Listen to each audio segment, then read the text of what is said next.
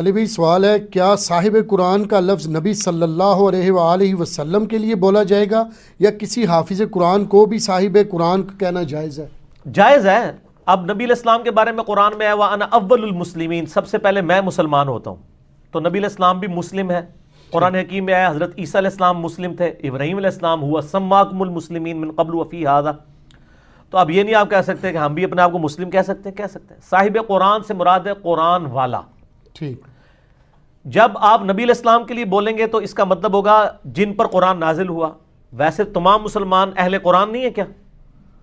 ہم اہل قرآن بھی ہیں، اہل حدیث بھی ہیں، اہل سنت بھی ہیں، اہل اجماع بھی ہیں. ٹھیک ہے. تو صاحب قرآن کا لفظ تو احادیث میں بھی آیا ہے، یعنی سنن ابی داؤد کے اندر مستدرک الحاکم میں موجود ہے صحیح سند کے ساتھ. امام ذہبی، امام حاکم نے بھی اس کو صحیح کہا ہے.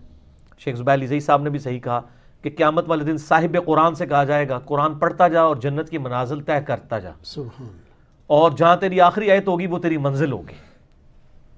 تو یعنی تقریباً 6,500 کے قریب آیات. یہ 6,666 والی بات جھوٹ ہے سر، یہ عوام میں جو مشہور ہے.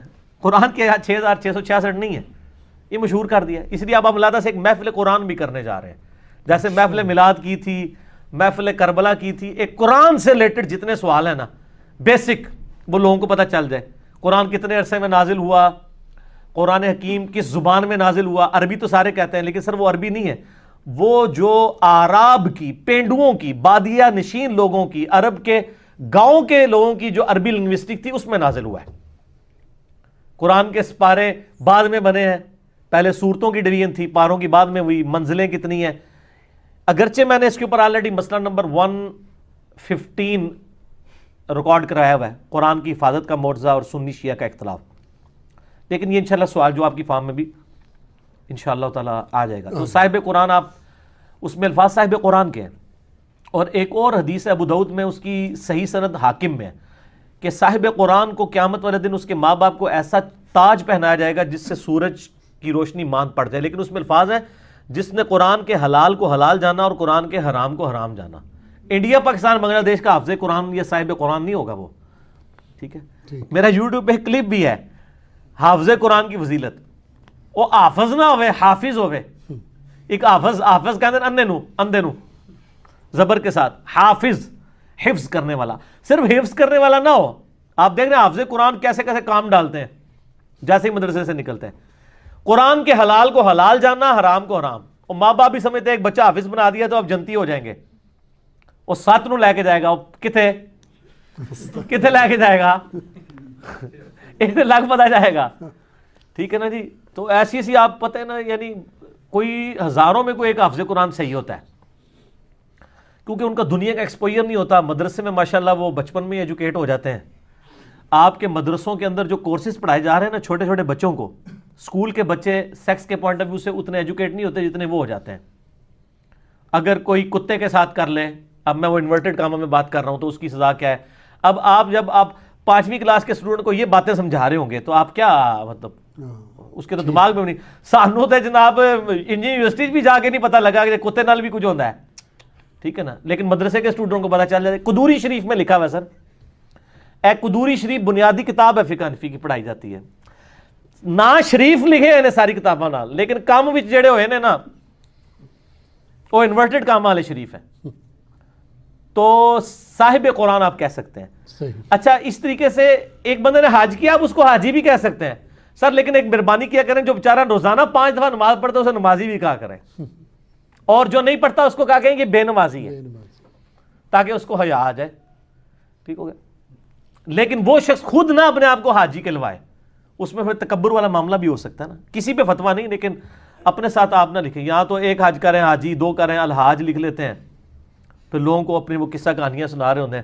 اے جناب میں اتر اس ٹائم لے کے اندر سی جدوں میں 4تھی بار گیا نا جی حج تے 4 دے 4 حج رہے نا جناب. ایک اتر کی شیشی کے پیچھے 4 حج بیچ دیتے ہیں کیونکہ آپ نے ریاکاری کی نا.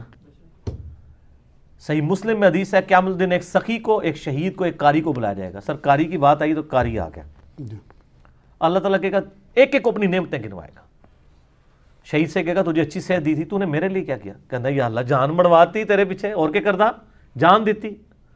اللہ نے فرمایا کہ اس لیے نہیں تو نے جان دی، تو نے اس لیے کی تاکہ لوگ تجھے بہادر کہیں، اور تجھے دنیا میں لوگوں نے بہادر کہا، تو نے اپنا صلہ دنیا میں لے لیا، میرے ہاں کوئی صلہ نہیں، اوندھا منہ کر کے دوزخ میں استغفر اللہ استغفر اللہ توب الیہ۔ پھر ایک سخی کو بلایا جائے گا، تجھے اتنا مال دیا، تو نے میرے لیے کیا کیا؟ وہ کہے گا یا اللہ دیکھ میں نے تو یعنی غریبوں کے لیے دسترخوان کھولے، میں نے اتنے ہاسپٹل بنوائے، میں نے مسجد کے اندر ٹوٹیاں لگوائی اور ٹوٹیوں کے اوپر لکھ کے لگایا کہ یہ فلاں صاحب نے ٹوٹیاں لگوائی ہیں، پھر بھی تجھے یقین نہیں آتا یا اللہ، اے بریکٹ میں اللہ تعالیٰ فرمائے گا تو نے اس لیے کیا تو لوگ تجھے سخی کہیں، اوندھا منہ کر کے دوزخ میں، والعیاذ باللہ۔ اسی طریقے سے ایک قاری لایا جائے گا، تجھے علم دیا، تو نے کیا کیا؟ وہ کہے گا یا اللہ میں نے اتنی دین کی خدمت کی، اللہ تو میں اس لیے تاکہ لوگ تیری تعریف کریں، میرے ہاں کوئی تیرے لیے اب کوئی اجر نہیں، دنیا میں تیرا اجر تجھے مل چکا۔ تو اوندھا منہ کر کے اسے بھی دوزخ میں ڈال دیا جائے گا۔ یہ ریاکاری والا ایشو جو ہے بہت سٹرکٹ ہے، لیکن برائے مہربانی آپ کسی پہ فتویٰ نہ لگائیں۔ میں یہ اکثر کہتا ہوں، ابو داؤد کی حدیث ہے، جو دنیا میں شہرت کا لباس پہنے گا اللہ تعالیٰ اسے ذلت کا لباس پہنائے گا۔ میں یعنی نعت خوانوں کو، بڑے بڑے علماء کو کہتا ہوں آپ کی ڈریسنگ سادہ ہونی چاہیے۔ اتنے بھڑکیلے لباس آپ پہنتے ہیں، نو بیاتہ دلہن والے، یہ کس لیے؟ پگڑی کے بھی 10 کلر ہوتے ہیں تاکہ لوگ اٹریکٹ ہوں۔ سر لوگوں کے لیے آپ پگڑی باندھ رہے ہیں اس طریقے سے، سرخ کلر کی، اس میں بھی گوٹے لگے ہوئے ہیں، 10 کلر کے آپ نے۔ لیکن میں ساتھ یہ بھی کہتا ہوں کہ میں یہ آپ کو سمجھا رہا ہوں، آپ پہ میں ریاکاری کا فتویٰ نہیں لگا رہا، آپ اپنے اوپر خود لگائیں۔ ہر بندے نے اپنا انالیسس خود کرنا ہے، کسی کو اب ریاکار نہ کہیں لیکن اس کو ترغیب دلائیں کہ ایسے نہ کرو، فتویٰ نہ لگائیں۔ وہ بندے نے خود دیکھنا، ہو سکتا ہے اس کی پسند ہی ایسی ہو۔ جیسا کہ مسلم شریف میں حدیث ہے، نبی علیہ السلام نے فرمایا جس کے دل میں ذرے کے برابر بھی تکبر ہوا وہ دوزخ میں جائے گا۔ ایک صحابی نے کہا یا رسول اللہ، بعض اوقات انسان کی خواہش ہوتی ہے اس کے کپڑے اچھے ہوں، جوتیاں اچھی ہوں، یہ اندر سے دل کرتا ہے، کیا یہ تکبر ہے؟ آپ نے فرمایا نہیں، اللہ بھی خوبصورت ہے، خوبصورتی کو پسند فرماتا ہے۔ سبحان۔ تکبر یہ نہیں کہ تم اچھا لباس پہنو یا اچھی جوتیاں استعمال کرو یا اچھے دکھو، بلکہ تکبر یہ ہے کہ تم حق بات قبول کرنے سے انکار کر دو اور لوگوں کو حقیر سمجھو۔ یعنی ایک بندے کو بتایا کہ بخاری مسلم میں نماز کا طریقہ یہ لکھا ہے اور وہ کہ میں نے نہیں ماننا، یہ تکبر کیا اس نے۔ اصل میں متکبر وہ ہے، اور جو لوگوں کو چیخ چیخ کے کہہ رہا ہے یار اپنی اصلاح کر لو، میں تمہیں بتا رہا ہوں بخاری مسلم میں یہ طریقہ لکھا ہے، خود پڑھ کے دیکھ لو، اس کو کہنا یہ متکبر ہے، کہنا باقیاں دی نمازاں نہیں ہوئی ہیں میریاں ہوئی ہیں، نہیں سر وہ نہیں، وہ تو نبی کا پیغام آپ تک پہنچا رہا ہے۔